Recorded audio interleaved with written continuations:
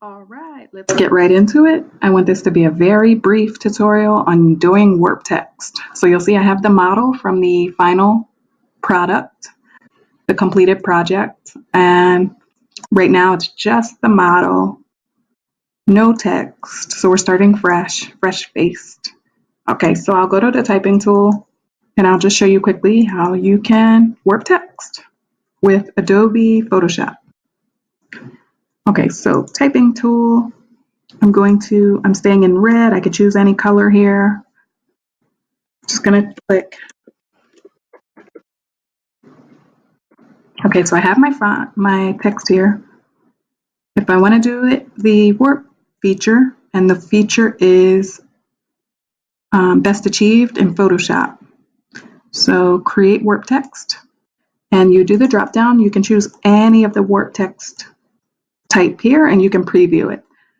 For the sake, I'll choose the arc. You can see that here. You can see what some of the other ones look like, fisheye. You can see squeeze. There's so many. I will choose arc for the purposes here. You can change the bend percentage. I'm going to put 35 so it's a little more subtle. And you can change the distortion, horizontal or vertical. So play around with that to achieve the results you're looking for. I'm going to hit OK. What I could do at this point, I need to accept if that's what I desire. If I want a different one, I choose a different one, but I'm going to hit the accept using either the enter key or the check box. You could literally move it at this point. I'm moving it to the center of her forehead. So if you want a more detailed warping or a more customized effect with the warping features, what you have to do is you go to the layer that you're currently working in. You need to convert that layer, and I'll show you. So let's say I right click here. Oh, I forgot to accept it. Okay. If you ever do something, nothing happens, make sure you accepted your change. Okay, so I'm right clicking here. You have to convert it to a smart object. So it's right click, convert to smart object. It will not let you do the more detailed warping unless it's converted to smart object. So I'm going to click convert. You'll notice it changed to let you know that you did the conversion. I'm going to do a quick search for the warp text feature. It's not automatically on my toolbar. It's warp, edit, transform, warp. So I'll click it. You'll notice once that grid appears, you are in the right place. You can now, at this point, literally move any of these anchor points, expanding or making it smaller, and it will change. It will do the additional warping that you want it to do. So let me show you a quick example. Let's say I drag that up and I drag that up.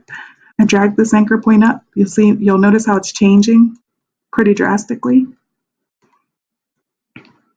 And I'm not making anything beautiful right now, like the wording says. I'm just showing you the feature. But you'll notice in my completed project, it was really nicely contoured with the face. But I just want to show you this for the sake of it.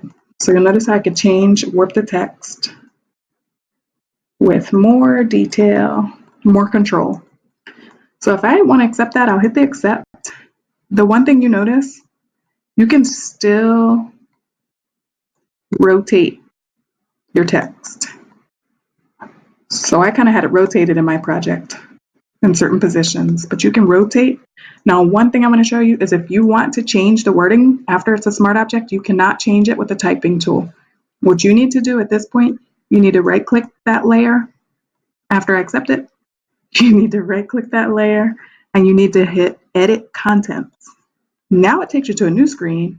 You can literally hit the typing tool, change the wording. You could even change the color. Just going to do something weird here. Change the color. And you must, let's say accept it, you must hit the save. And it'll save that object back into your original document. So you'll notice the new wording is here and the new coloring. So I just wanted to point that out to you. Now you can affect or change the opacity here so that it blends more. Let's say I hit it in the, it's more nicely like in the 30s, but you'll see it's a little more transparent against the skin. So you can always use that. There's plenty of filtering. There's plenty of 3D filters you can use for more effects for your projects. Obviously, you can use some of the 3D features. But for this purpose, I just wanted to show you quickly how to utilize the warping tool. So I hope that helps you in getting started with utilizing Photoshop and being able to create posters, business cards, things of that nature, and how you can utilize some of the common tools in these programs. Make sure to subscribe to my YouTube to join my journey and see how you too can create really cool projects.